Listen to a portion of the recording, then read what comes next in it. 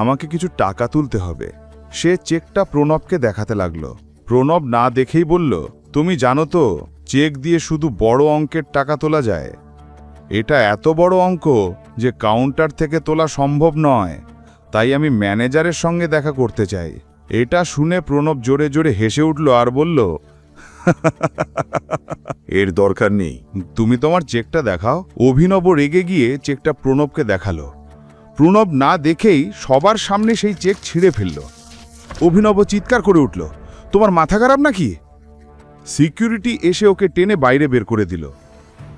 প্রণব বলল, এ লোক ভুয়া চেক নিয়ে এসে ব্যাংক কর্মীদের বোকা বানায়। এখন পুলিশ ডেকে তোমাকে ভেতরে ঢুকিয়ে দেব। এখন অভিনব তার ছেঁড়া চেকের টুকরোগুলো মুঠোয় ভরে রাগে মুঠো শক্ত করে ফেলল। এতেই সিকিউরিটি গার্ডরা এসে তাকে চারদিক থেকে ঘিরে ফেলল। ছাড়ো আমাকে, ছেড়ে দাও। অভিনব গার্ডদের হাত থেকে নিজেকে ছাড়ানোর চেষ্টা করতে লাগলো, কিন্তু তারা কিছুতেই তাকে ছাড়ছিল না। এখানে কি হচ্ছে? এই আওয়াজ আর কারো নয়, বরং বলরাজের ছিল। সে দূর থেকেই অভিনবকে চিনে ফেলেছিল। বলরাজকে দেখেই অভিনবর বুকির ভেতর স্বস্তি ফিরে এলো। এখন আর কেউ তার কিছুই করতে পারবে না। প্রণব বলরাজের দিকে তাকিয়ে বলল, সরি স্যার, আমি জানতাম না আপনি হঠাৎ এখানে চলে আসবেন। আমি তো শুধু এই লোকটাকে জালিয়াতি করতে বাধা দিচ্ছিলাম। বলরাজ অভিনবকে ওপর থেকে নিচে পর্যন্ত একবার ভালো করে দেখে গার্ডদের দিকে তাকিয়ে বলল, ছেড়ে দাও তাকে। এ কথা বলে সে ম্যানেজারের কেবিনের দিকে এগোলো এবং অভিনবকেও সঙ্গে আসার ইশারা করল। সে বলল, যদি এর কোনো দোষ থাকে তবে ম্যানেজারের জানা উচিত। তুমি যদি নিজের লেভেলে ব্যবস্থা নাও তাহলে ম্যানেজার হয়তো খারাপ মনে করবে। প্রণব মাথা নেড়ে সম্মতি জানালো। বলরাজ অভিনবকে কড়া চোখে দেখে আবার ইশারা করল ভেতরে আসতে। দুজন একসঙ্গে ম্যানেজারের বড় কেবিনে ঢুকল। ম্যানেজার তখন চেয়ারে বসে কম্পিউটারে কাজ করছিল।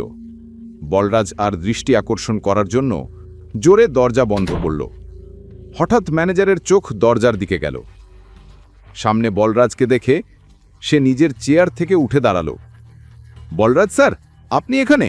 আমায় ডাক দিলেই তো আমি চলে আসতাম। বলরাজ তীক্ষ্ণ দৃষ্টিতে তাকিয়ে বলল, আসলে আমি অন্য কাজে এসেছিলাম, কিন্তু বাইরে যে কাণ্ড দেখলাম, আগে সেটা নিয়েই তোমার সঙ্গে কথা বলা দরকার মনে হলো।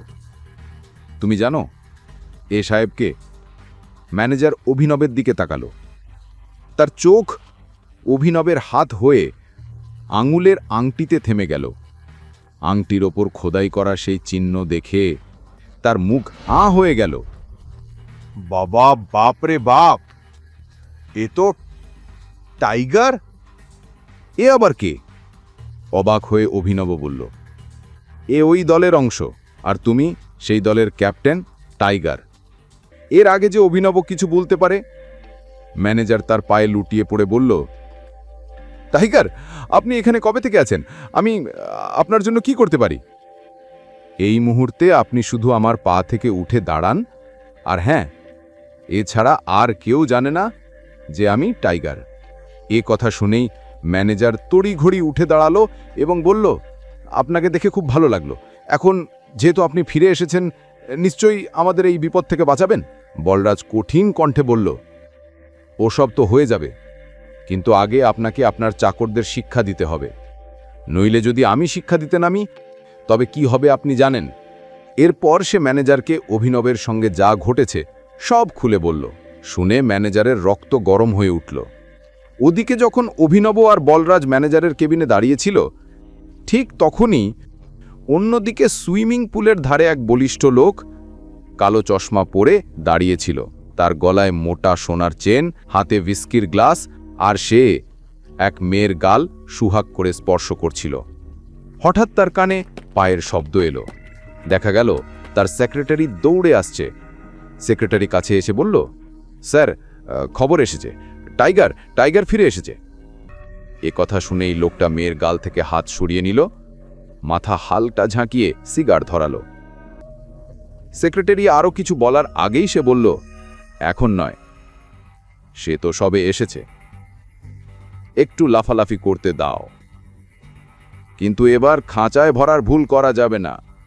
সেক্রেটারি মাথা নেড়ে সম্মতি জানিয়ে সেখান থেকে চলে গেল। তখন পাশে দাঁড়ানো মেয়েটি জিজ্ঞেস করল, টাইগার কে? এখনই পকেট এফএম অ্যাপ্লিকেশন ডাউনলোড করুন, লিংক বর্ণনায় দেওয়া আছে।